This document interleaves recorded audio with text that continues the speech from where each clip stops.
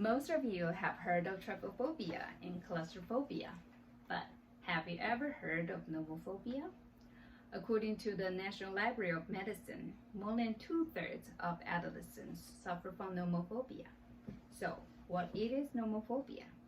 It is nomophobia. It is the fear of being without your smartphone.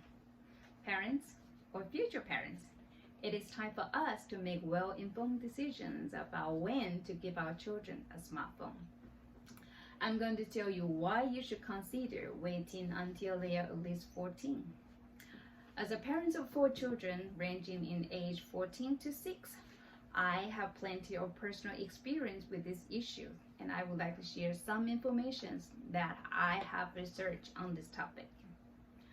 It is natural for me as a parent to want my children to grow up to be physically, mentally, and emotionally healthy adults, which is why I am very concerned about some of the extremely impactful side effects of the misuse or overuse of smartphone by children.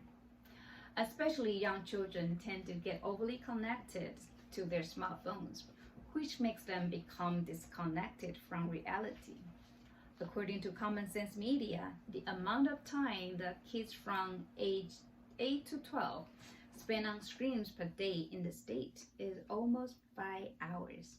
This is cause for concern because smartphone addiction can lead to mental problems. And Marie Albano, director of Columbia University Clinic for Anxiety and Related Disorders and professor of medical psychology at Columbia University, said, when an individual is not engaging in the world in a healthy way, which are interacting with others, managing themselves in difficult situations, whether it's in classes or speak up in class, going on interviews, dealing with conflicts with peers, and instead increase their online presence. This can increase their feelings of alienation, hopelessness, isolation, anxiety, and depression. Children who are given a smartphone before they are mature enough to understand complicated social norms are more likely to expose to sexual content. A recent study published in JAMA Pediatrics showed that sexting has become more common among adolescents. I was shocked by the numbers from the research. At least 1 in 4 teenagers is receiving sexual texts or emails. At least 1 in 7 are sending sex. More than 1 in 10 teenagers are forwarding sex without consent. Premature smartphone ownership can interfere with the development of healthy real-world relationships. Research by Savage and Eisen found that technological addictions adversely affect the quality of relationship of adolescents with their peers, families, and friends. The level of social connectedness of adolescents with technological addictions is hampered. Sean Whiting, the clinical supervisor of behavioral health at Stanford Health, said, the adult brain doesn't fully develop until a person is 24 or 25 years old, and the rational part of the brain is the last to develop. Sometimes kids cannot make the clarification between what is real and what isn't real to the social media post. When that happens, it can have a negative impact on self-esteem. But the good news is that your child can still connect to you or others, even electronically without a smartphone. There are several smartphone alternatives for children. Some of my top choices include Pinwheels, Gap phones, and TrueMe.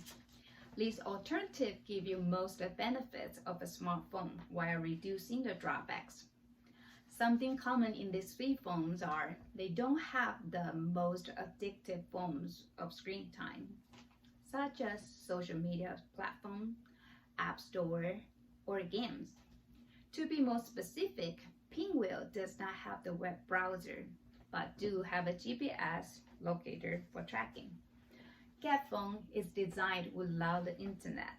Besides calls and texts, kids can access essentials limited to calculator, calendar, and the alarm. TrueMe has a parents portal with the ability to monitor and manage their child's calls, texts, screen time, and contacts. It also allows you to add more features when kids grow older and gain more knowledge and responsibility. Some people say that their child has to have a smartphone in case of emergency or to stay in touch. As you can see, there are plenty of tech functioning alternatives to smartphones. The simple act of choosing a beneficial smartphone alternative can have a profound effect on your child's mental health. After all, you don't want your child to grow up with anxiety, depression, or the inability to make real-world connection. But with a little careful help, thought, and direction from you, your child can have a much healthier, happier childhood and adolescence as they spend more time with their families, develop more face-to-face friendships, and enjoy a more active, well-rounded upbringing. So don't leave this important decision to chance or peer pressures. Your child depends on you to give them guidance they need to develop healthy relationships in this complicated world. If leaders of digital giants like Steve Jobs, Sundar Pichai, Bill Gates are delaying smartphone or other electronic devices to protect their children, shall this not give us a pause? Decide right now to wait until they are at least 14 or mature enough. Your child will repay you with many smiles, hugs, and the greatest gift any parents can ever receive is seeing your child grow up to be a well-adjusted adult.